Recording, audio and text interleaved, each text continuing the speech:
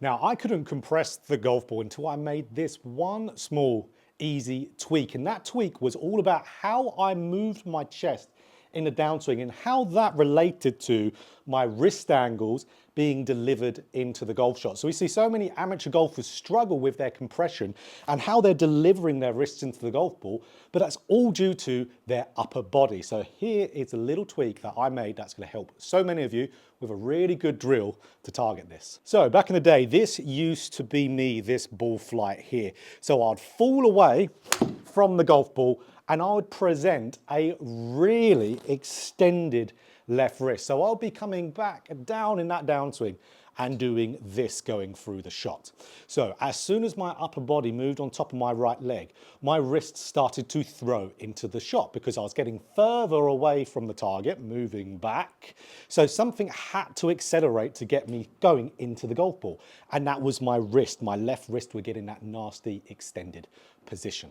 So no good.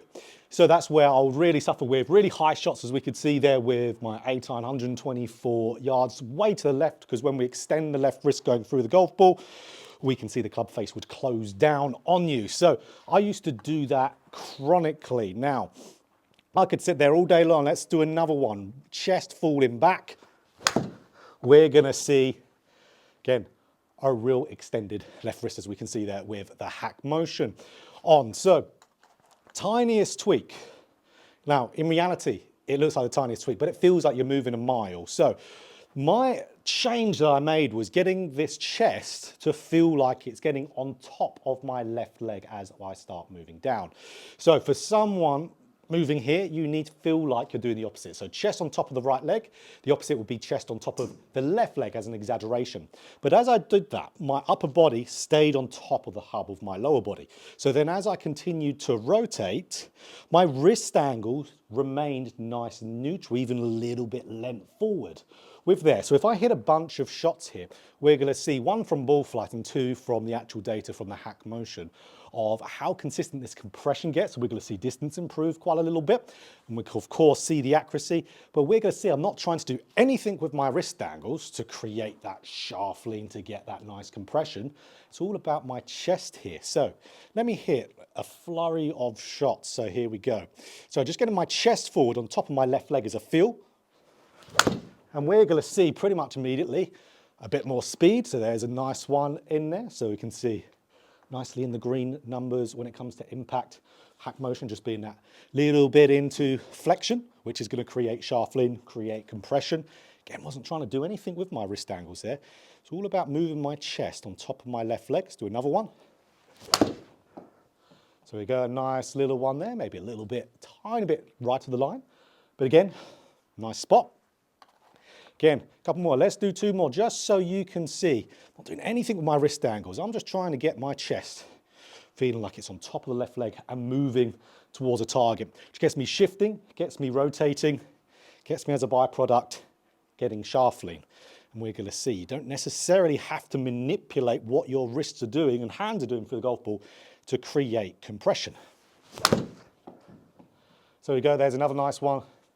Straight down the line in some good, nice flexion at impact. Now I've actually probably hitting it, I'd say around 10 to almost 15 yards shorter at the moment, recovering from the flu. It's a good thing for you guys to know when you are recovering from being ill, or you are currently, let's say, a little bit under the weather, you will drop club head speed quite significantly.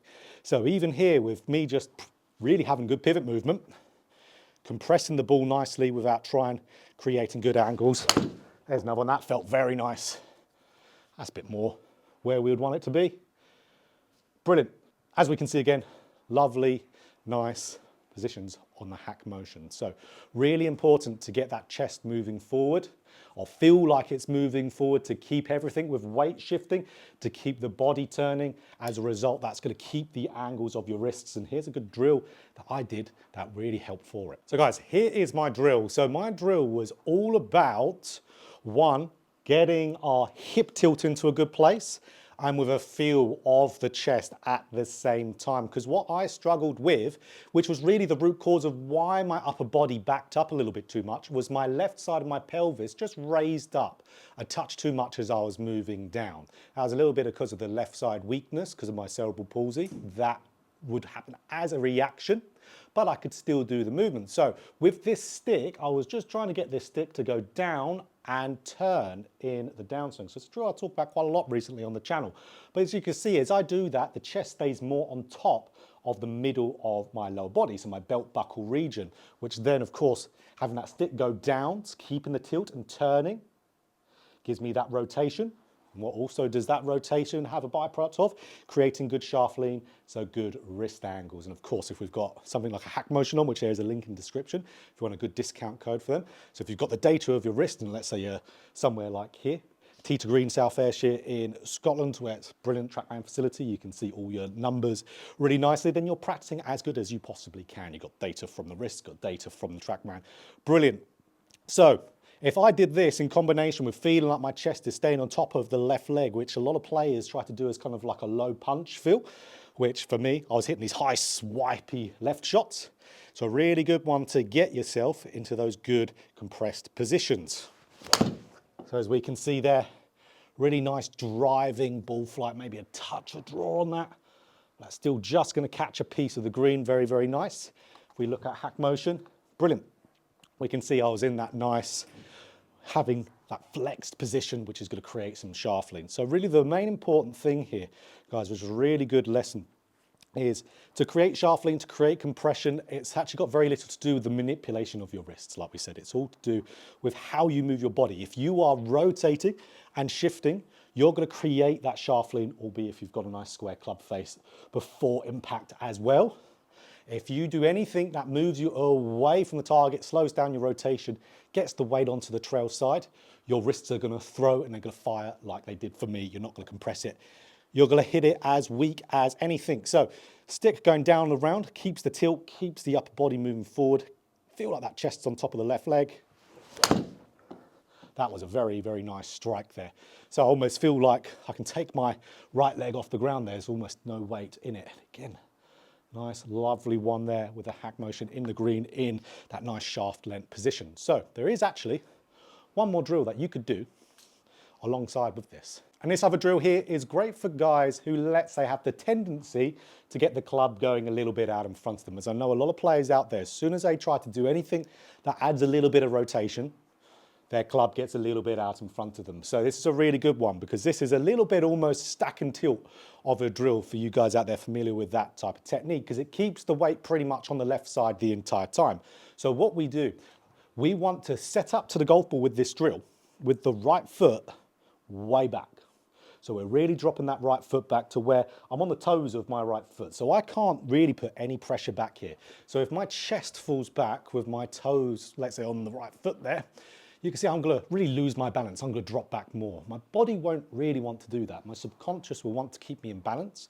So that means it's going to want to keep the chest more on top of the left leg as we turn, because it's the one that's fully planted on the ground there. And for guys who struggle with a little bit over of a movement, of course, this really closes your stance off as well. So it makes your swing direction move a little bit more to the right, and it makes your club path a little bit more favoring the inside. You can still swing a little bit out to in, for sure with it, but this is a great way to feel that left side being a lot more activated and to keep the upper body and the chest more on top of it, which if we have a look there at hack motion, let's see how it does. Oh, that feels very nice. God, look how straight that is. As we can see, again, lovely, lovely spot. So really, really good drill. I really like it. And absolutely, if you guys struggle with a little bit of maybe a slicey shot, this is a good one for you. Or if you're just really struggling to get the feeling that the weight is and that upper body and the pressure is moving left with that rotation, it's a good way to force you to do it. So let's do one more. Maybe a little bit pulley there. Definitely, I think I gave it a little bit too much. But again, my left leg was burning on that shot, so I really got it there. And that's a good lesson in itself, is when you're hitting, let's say, with drill shots, especially if they're quite extreme like that one, you're going to hit a few, let's say, that aren't ideal. So this is what I did, one of the many things I've done in my golf swing to be able to get myself to hit nice compressed golf shots. The movement of that chest, absolutely crucial.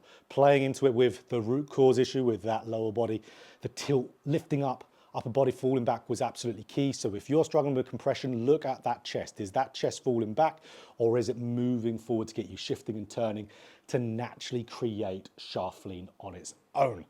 So have a look at that. If you enjoyed this video, click that like button if you want more golf instruction just like this.